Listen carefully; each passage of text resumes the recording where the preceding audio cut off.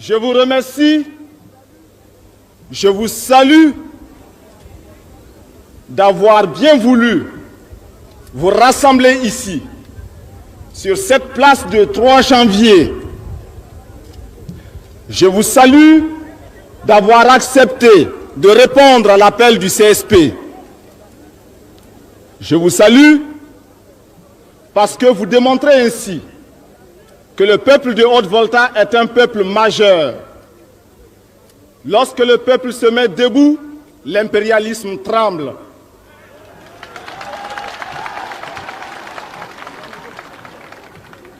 L'impérialisme qui nous regarde est inquiet, il tremble. L'impérialisme se demande comment est-ce qu'il pourra rompre le lien qui existe entre le CSP et le peuple. L'impérialisme tremble. Il tremble parce qu'il a peur. Il tremble parce qu'ici, à Ouagadougou même, nous allons l'enterrer.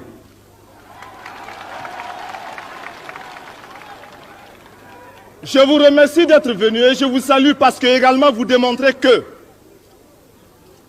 tous nos détracteurs qui sont à l'intérieur comme à l'extérieur ont tort. Ils se sont trompés sur notre compte. Ils ont cru que par leur manœuvre d'intoxication, ils ont cru que par leur manœuvre d'intimidation, ils pourront arrêter la marche du CSP vers le peuple. Vous êtes venus, vous avez démontré le contraire. L'impérialisme tremble et il tremblera.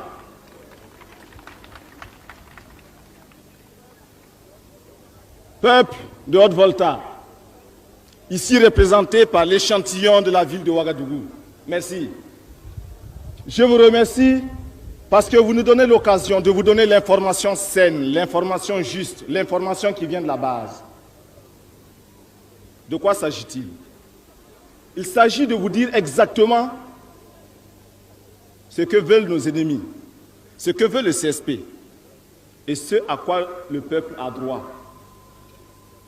Le peuple aime la liberté. Le peuple aime la démocratie. Par conséquent, le peuple s'attaquera à tous les ennemis. Mais qui sont les ennemis du peuple? Les ennemis du peuple, ce sont ceux qui sont à l'intérieur, ce sont ceux qui sont à l'extérieur. Ils sont là. Parmi vous, les ennemis du peuple, arrêtez. Ils tremblent actuellement. Mais il faut que vous les démasquiez, il faut que vous les combattiez, jusque dans leurs trous. Les ennemis du peuple à l'intérieur, c'est tous ceux qui se sont enrichis de manière illicite, profitant de leur situation sociale, profitant de leur situation bureaucratique. Ainsi donc, par les manœuvres, par la magouille, par les faux documents, ils se retrouvent actionnaires dans les sociétés. Ils se retrouvent en train de financer n'importe quelle entreprise. Ils se retrouvent en train de solliciter des agréments pour telle ou telle entreprise et prétendent servir la Haute-Volta. Ce sont des ennemis du peuple. Il faut les démasquer, il faut les combattre. Et nous les combattrons avec vous. Qui sont les ennemis du peuple? Les ennemis du peuple, c'est encore cette fraction de bourgeois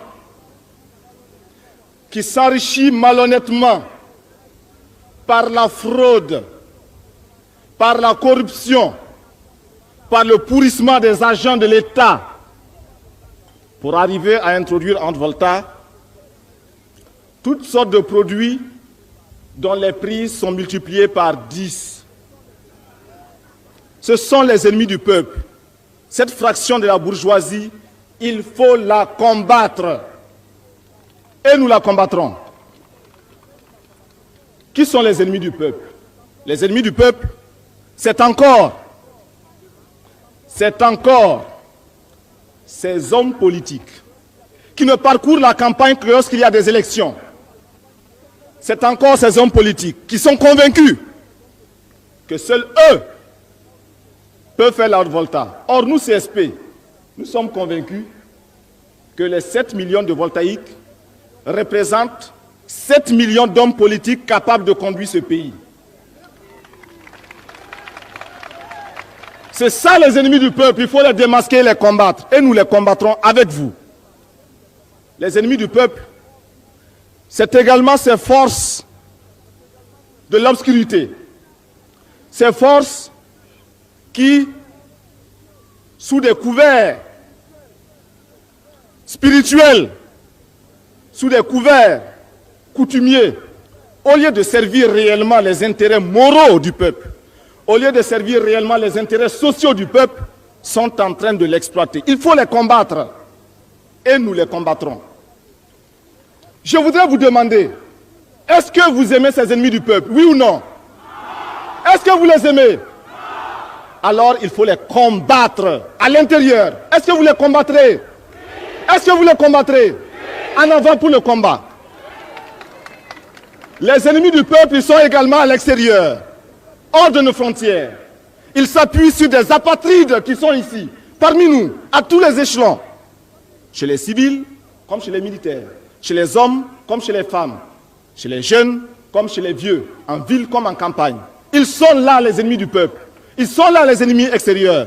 C'est le néocolonialisme, c'est l'impérialisme. Alors, s'appuyant donc sur ces apatrides, ceux qui ont renié la patrie, ceux qui ont renié la Haute-Volta, en fait, ceux qui ont renié le peuple de Haute-Volta, l'ennemi extérieur développe une série d'attaques. Des attaques en deux phases. La phase non violente et la phase violente. Nous sommes actuellement dans la phase non violente. Et l'ennemi extérieur, c'est-à-dire l'impérialisme, c'est-à-dire le néocolonialisme, tente de semer le doute dans les esprits, tente de semer la confusion au sein du peuple voltaïque.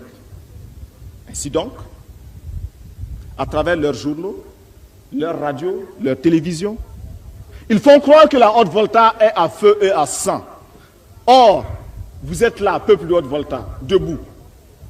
Et votre présence démontre que l'impérialisme a tort et que ces mensonges ne passeront pas. Vous êtes présent, vous êtes debout. Et c'est lui qui tremble aujourd'hui. Un journaliste étranger, dans un pays lointain, assis dans son bureau climatisé, dans son fauteuil roulant, a osé dire qu'actuellement, le CSP connaît un échec dans cette tournée d'information. Est-ce que c'est un échec? Vous êtes là, répondez-moi. Est-ce que c'est un échec? Je souhaiterais que l'impérialisme soit là, qu'il vous entende dire non. Répétez, est-ce que c'est un échec? Voyez-vous, l'impérialisme a tort. Mais l'impérialisme est un mauvais élève. C'est un mauvais élève. Quand il est battu, quand il est renvoyé de la classe, il revient encore. C'est un mauvais élève. Il n'a jamais appris la leçon de son échec. Il n'a jamais tiré la leçon de son échec. Il est là-bas en Afrique du Sud, en train d'étaler, en train d'égorger les Africains. Simplement parce que ces Africains pensent à la liberté, comme vous aujourd'hui.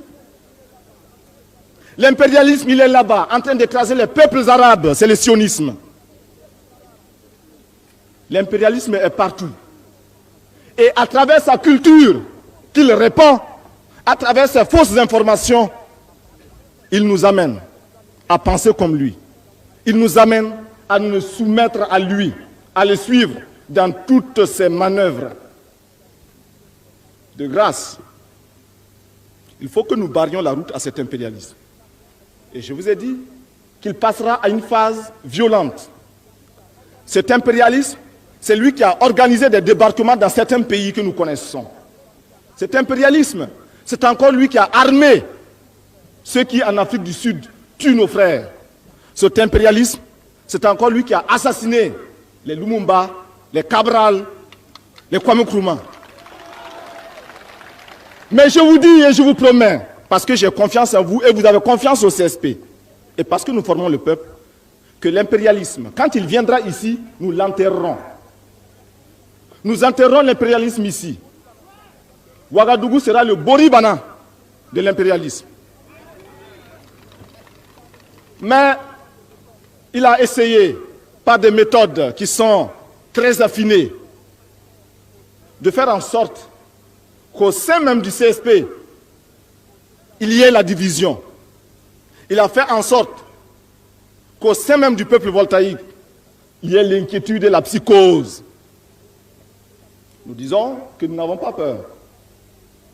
Pour la première fois, il se passe en Volta quelque chose de fondamental, quelque chose de tout à fait nouveau. Le peuple aime la démocratie. Mais le peuple n'a jamais eu le pouvoir d'instaurer ici une démocratie politique vraie. L'armée a toujours eu la possibilité de prendre le pouvoir, mais n'a jamais voulu de la démocratie. Pour la première fois, nous voyons l'armée qui veut le pouvoir et qui veut la démocratie et qui veut se lier réellement au peuple. Pour la première fois aussi, nous voyons le peuple qui vient massivement pour tendre la main à l'armée. C'est pourquoi nous considérons que cette armée qui est en train de prendre les destinées d'Haute-Volta, c'est l'armée du peuple. C'est pourquoi je salue aussi ces pancartes qui parlent de l'armée du peuple. Nos ennemis de l'intérieur comme de l'extérieur, pour nous nuire, s'appuient sur un certain nombre d'éléments. J'en citerai quelques-uns et je vous laisserai le soin de compléter. Ils essaient de faire croire que le CSP va arrêter l'administration, la marche normale de l'appareil de l'État. Parce que le CSP a pris des décisions contre des militaires et le CSP prendra des décisions contre des cadres civils. Mais nous prenons ces décisions simplement parce que nous estimons qu'à cette phase de notre lutte, il y a des hommes qui ne peuvent pas suivre notre rythme. Il y a des fonctionnaires qui n'arrivent au bureau qu'à 9 h, qui ressortent à 10 h 30 pour aller dans leur verger et surveiller leur villa. Est-ce que c'est normal? Quand nous voulons chasser ce genre de fonctionnaires, nos ennemis disent, voilà, le CSP veut bloquer l'appareil de l'État. Mais qui a peur de qui? Nous sommes avec le peuple. Eux, ils sont contre le peuple. Alors, nous prendrons les décisions qui seront contre les ennemis du peuple, parce que ces décisions iront en faveur du peuple, le peuple militant de Haute-Volta. Est-ce que vous êtes d'accord que nous maintenions dans notre administration des fonctionnaires pourris? Alors il faut les chasser. Nous les chasserons. Est-ce que vous êtes d'accord que nous maintenions dans notre armée des militaires pourris? Alors il faut les chasser. Nous les chasserons. Cela va nous coûter la vie peut-être, mais nous sommes là pour prendre les risques. Nous sommes là pour oser. Et vous êtes là pour continuer la lutte coûte que coûte. Nos ennemis disent que le CSP se prépare à nationaliser, que le CSP se prépare à confisquer les biens. Qui a peur de qui? Lorsque vous faites un tour à Ouagadougou et que vous faites le compte de toutes les villas qu'il y a, vous verrez que ces villas n'appartiennent qu'à une minorité. Combien d'entre vous, affectés à Ouagadougou, à partir des coins les plus reculés de Haute-Volta, ont dû tourner chaque nuit parce qu'on les vidait de la maison qu'ils ont louée. Et chaque jour, le locataire qu'il faut monter un peu plus le prix. Pour ceux qui ont acquis normalement leur maison, il n'y a pas de problème, il n'y a pas d'inquiétude. Par contre, ceux qui ont acquis leur maison, leur terrain, grâce à cette magouille, alors nous disons à cela, commencez à trembler. Si vous avez volé, tremblez. Parce que nous allons vous poursuivre. Non seulement le CSP va vous poursuivre, mais le peuple se chargera de vous. Oui ou non? Le peuple vous poursuivra partout où vous serez. Et il va vous condamner. Les citoyens honnêtes, même si vous avez 1000 villas, n'ayez crainte. Par contre, les malhonnêtes, même si vous n'avez qu'un demi-carré en zone non lotie, entrez couché, commencez à trembler. Le CSP arrive. Et je vous dis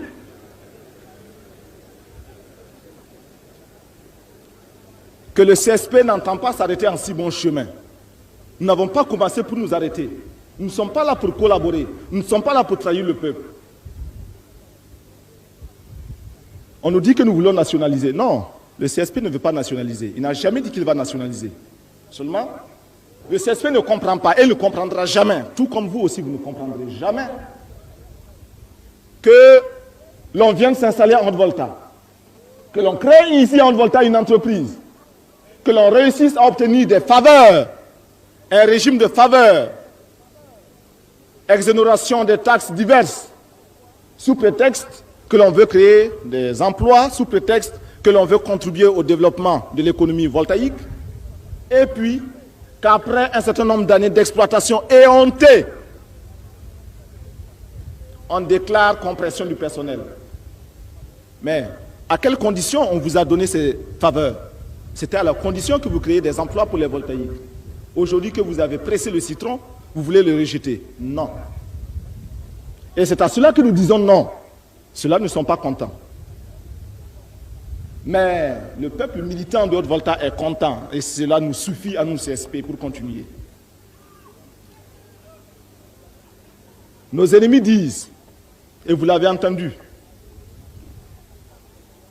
que le CSP a proclamé les libertés, liberté d'expression, liberté de presse, et que le CSP commence à mettre un frein à cette liberté. Le camarade Lengani Jean-Baptiste l'a dit tout à l'heure, le camarade Jean-Baptiste Ouédraogo le dira mieux que moi encore tout à l'heure. Nous ne voulons pas mettre fin à la liberté. Seulement, nous disons que la liberté de critiquer déclenche la liberté également de protester. Et la liberté pour les hommes sincères ne doit pas être la liberté pour les hommes malhonnêtes.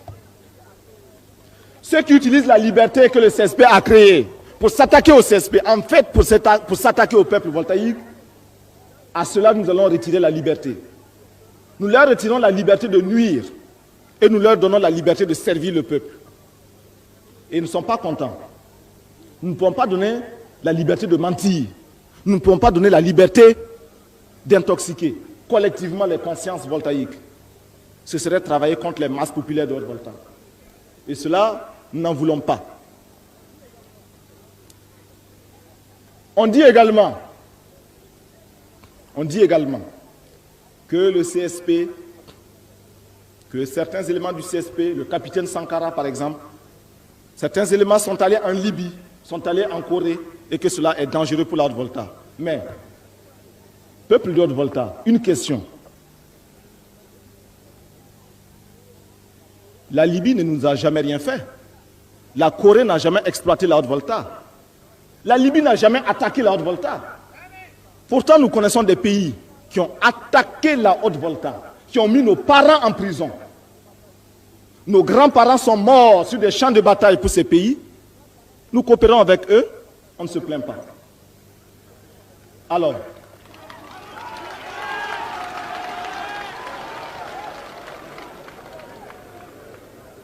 on dit que nous sommes allés en Libye, que c'est mauvais. Soit. Mais, Sangoulé est parti en Libye. Césaire Boe a été en Libye. Césaire Boe a été en Corée. Pourquoi on ne s'est pas plaint? Pourquoi? Il y a de la malhonnêteté quelque part. Quelqu'un est malhonnête quelque part.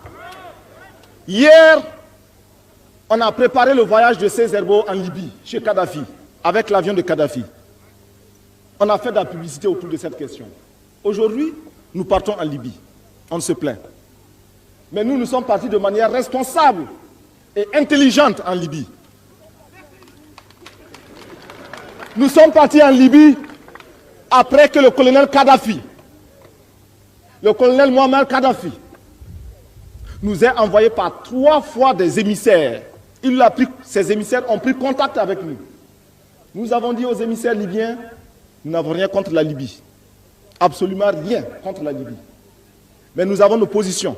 Et sur le plan idéologique, nous ne sommes pas vierges. Nous sommes prêts à collaborer avec la Libye, mais nous sommes prêts aussi à dire à la Libye ce que nous lui reprochons, de manière responsable. C'est après 3 démarches de la Libye que nous avons décidé d'y aller. Et nous avons posé des conditions concrètes qui sont à la satisfaction du peuple voltaïque. Lorsque le ciment va venir de Tripoli et que nous allons vendre à bon marché ce ciment ici, est-ce que le peuple sera content, oui ou non? C'est le ciment de Kadhafi, vous serez content, oui ou non? Et alors? Et alors? Pourquoi on veut le ciment de Kadhafi et on ne veut pas que nous allions négocier avec Kadhafi? Lorsque nous allons négocier avec certains pays, 2 millions, 3 millions de francs CFA, on en parle à la radio. Avec Kadhafi, nous avons négocié 3 milliards et demi. 3 milliards et demi. 3 500 millions. Alors, le peuple est content, oui ou non? Le peuple aime la coopération entre les États. Les États qui respectent leur peuple. Le peuple de Haute-Volta ne veut pas qu'on lui indique sa voie. Nous disons non à la domestication de la diplomatie voltaïque. Nous disons non au despotisme de la diplomatie voltaïque. Nous sommes libres et nous irons où nous voudrons.